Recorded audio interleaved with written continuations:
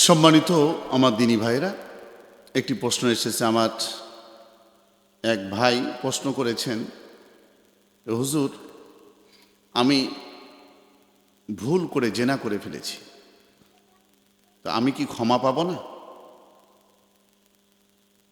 জি, ক্ষমা পাওয়ার বিষয় যেটা, আপনি ভুল করেছেন, আপনি কাবিরা গুনাহ করেছেন, এই অপরাধের জন্য অবশ্যই ক্ষমা পাবেন, তবে ক্ষমা আল্লাহর কাছে চেতে হবে। কুরআনুল কারীম আমি খুঁজি, সূরা আত-তাহরিম আয়াত নম্বর ৮। আমার আল্লাহ কি বলছেন? আমার আল্লাহ পাক রব্বুল আলামিন বলেন, ইয়া আইয়ুহাল্লাযীনা আমানু তুবু ইলাল্লাহি তাওবাতান নাসুহা আসা রব্বুকুম আন ইউকাফিরা আনকুম সাইয়্যাতিকুম ওয়া ইউদখিলাকুম জান্নাতিন তাজরি মিন তাহতিহাল আনহার। আমার আল্লাহ বলেন, হে ঈমানদারগণ, আল্লাহর নিকট তওবা করো, খাঁটি ও সত্যিকার তওবা। অসম্ভব নয় যে আল্লাহ তোমাদের এ দোষ ত্রুটিগুলো তোমাদের থেকে দূর করে দিবেন এবং তোমাদেরকে এমন সব জান্নাতে দাখিল করে দিবেন যার নিম্নদেশ দিয়ে ঝর্ণাধারা সদা প্রবাহমান থাকবে। সূরা আত-তাহরিম। তার মানে আমরা কি বুঝলাম? তওবা করার মতো আল্লাহর কাছে তওবা করতে হবে। তওবা করার মতো যদি করেন, তওবা আল্লাহ আপনাকে মাফ করে দিবেন, আল্লাহর কাছে মাফ পেয়ে যাবেন। তওবা করার পরে আপনি আবার গুনাহ করবেন, আবার তওবা করবেন, আবার গুনাহ করবেন, আবার তওবা করবেন, আবার অপরাধ করবেন, আবার তওবা করবেন, আবার গুনাহের কাজ করবেন, আবার তওবা করবেন। না না, এটা চলবে না। তাহলে কি করতে হবে? আপনি তওবা করবেন খাঁটি নিয়তে, খালেস নিয়তে আপনাকে তওবা করতে হবে।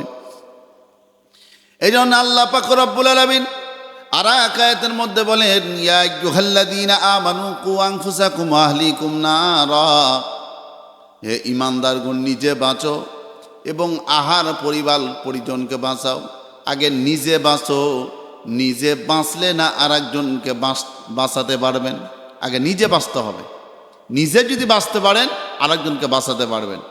এখন আপনার নদীতে আপনি ডুবে যাচ্ছেন, আপনাকে নিয়ে যাচ্ছে স্রোতে। আপনি নিজে যদি বাঁচতে পারেন, আরও কয়েকজন আছে আপনার সঙ্গী সাথী, আপনি নিজে বাঁচলে আরেকজনকে বাঁচাতে পারবেন। আপনি নিজেই মরে যাচ্ছেন, আরেকজনকে কেমনে বাঁচাবেন? বরঞ্চ নিজে তো মরবেন, আরেকজনকে বাঁচাতে গিয়ে নিজে তাকেও মারবেন আপনি। আল্লাহ এই জন্যে বললেন, ইয়া আইয়ুহাল্লাযীনা আমানু কু আনফুসাকুম ওয়া আহলিকুম নারা। আগে নিজে বাঁচো। কি কোথায় থেকে বাঁচবা? জাহান্নামের কঠিন আযাব থেকে। দুনিয়ার আগুনের মতো জাহান্নামের আগুন নয়। এই জাহান্নামের আগুনকে দুনিয়ার আগুনের মতো ছিল। এই আগুনকে 1000 বছর জ্বালানো হয়েছে, এর কালার হয়েছে সাদা। আবার 1000 বছর জ্বালানো হয়েছে, কালার হয়েছে লাল। আবার 1000 বছর জ্বালানো হয়েছে, কালার হয়েছে কালো। কারণ কি? যে জাহান্নামের মধ্যে আপনি থাকবেন, আপনার সন্তান থাকবে, আপনার বাবা মা থাকবে, অনেকে থাকবে, আত্মীয় স্বজন বন্ধু বান্ধব, একজন আরেকজনকে দেখতে পাবে না। এই জন্যে সেই জাহান্নাম থেকে যদি বাঁচতে চান, আপনি তওবা করেন। তওবা করার মতো তওবা করতে হবে। তওবা করার মতো যদি তওবা করতে পারেন, তাহলে আল্লাহ সুবহানাহু ওয়া তাআলা আপনাকে মাফ করে দিবেন, ক্ষমা করে দিবেন।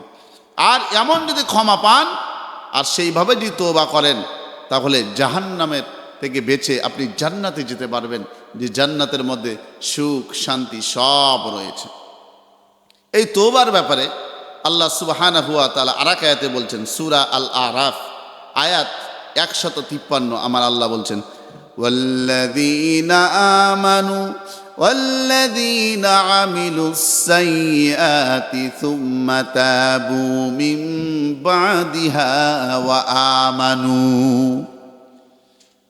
মিন বাদিহা ওয়া আমানু ইন্না রাব্বাকা মিন বাদিহা ইন্না রাব্বাকা মিন বাদিহা লাগফুরুর রহিম। আজ যারা খারাপ মানুষ, যারা খারাপ কাজ করবে তারপর তওবা করবে ও ঈমান আনবে, নিশ্চয় এই তওবা আল্লাহ পাক রব্বুল আলামিন তাকে ঈমানদার হিসাবে ক্ষমা করে দিবেন।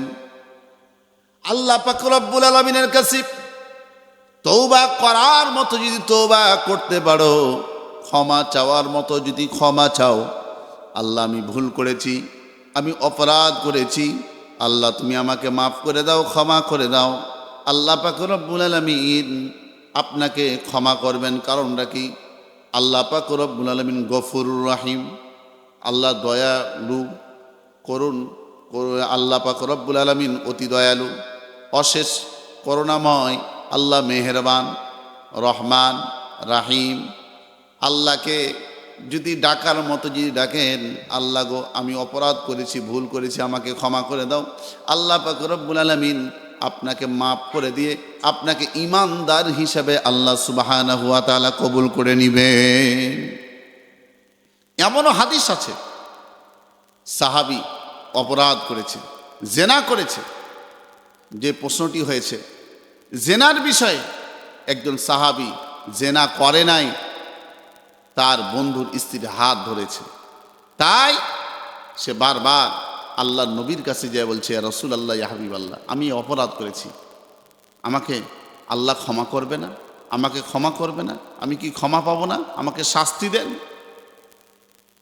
তাদের কেমন আল্লাহর প্রতি ভয় ছিল, জাহান্নামের প্রতি ভয় ছিল। এমন সময় ওই সাহাবীকে মাঝখানে ফাঁকা জায়গার মধ্যে সেই সাহাবী আল্লাহর কাছে কাঁদতেছেন, চোখের পানি ছিঁড়ে কাঁদতেছেন। আল্লাহু আকবার, আল্লাহ। আল্লাহ পাক রব্বুল আলামিন কেমন করুণাময়, আল্লাহ মাফ করে দিয়েছেন, ক্ষমা করে দিয়েছেন। আর এক হাদিসে আছে, আরেকজন সাহাবী বারবার যখন বলেছে, আল্লাহর নবী মুখ ফিরিয়ে নিচ্ছেন। এরপরে তাকে ফাঁকা জায়গার মধ্যে, গর্তের মধ্যে তাকে পুঁতে দেওয়া হলো, আঘাত করা হলো পাথর দিয়ে। একজন সাহাবীর শরীরে এসে আপনার রক্ত এক ফোঁটা ভরেছে। এমন সময় সে ছি বা ঘৃণার নজরে দেখেছে।